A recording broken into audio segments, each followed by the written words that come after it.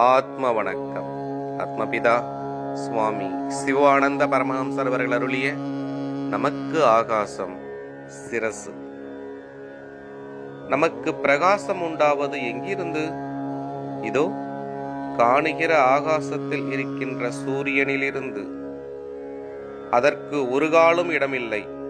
ஏனென்றால் செத்த போதும் இக்காணுகின்ற ஆகாசமும் சூரியனும் இருந்ததல்லவா? அந்த பிணத்திற்கு பிரகாசம் உண்டாகவில்லை என்று நீர்தானே சொன்னீர். தவிர இப்போது சூரியன் உதித்து மத்தியானம் என்றும் சொல்லுகின்றீரல்லவா?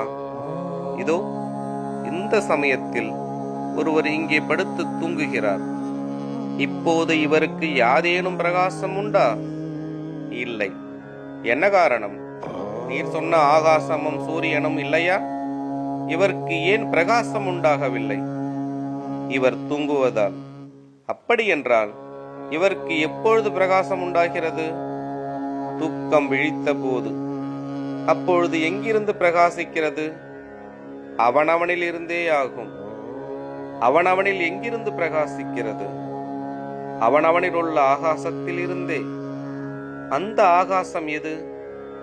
அவனவனுடைய மேல் பக்கத்தில் உள்ளது. அது எது? அது சிரசு, அதாவது தலை. நமக்கு அதிகம் பிரகாசிப்பது எங்கிருந்து? சிரசில் இருந்தே ஆகும். ஆகவே நமக்கு மேல் பக்கம் எது? சிரசு ஆகும்.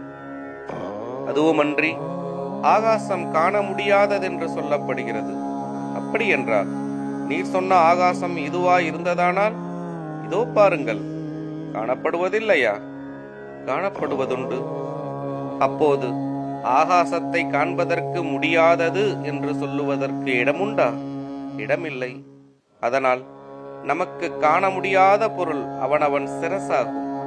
அது எப்படி என்றால், ஒரு கண்ணாடி எடுத்து பார்க்கும் பொழுது முகம் மட்டும் காணலாம். பல கண்ணாடிகள் எடுத்து எல்லா பக்கங்களிலும் வைத்து பார்த்தாலும், நிலத்தில் வைத்து தலைகீழாக பார்த்தாலும் சிரசு முழுவதும் ஒரே சமயத்தில் காண்பதற்கு முடிவதில்லை. இதனால்தான் ஆகாசம் காண முடியாதது என்று சொல்ல காரணம். அது அவனவனுடைய சிரசாகும்.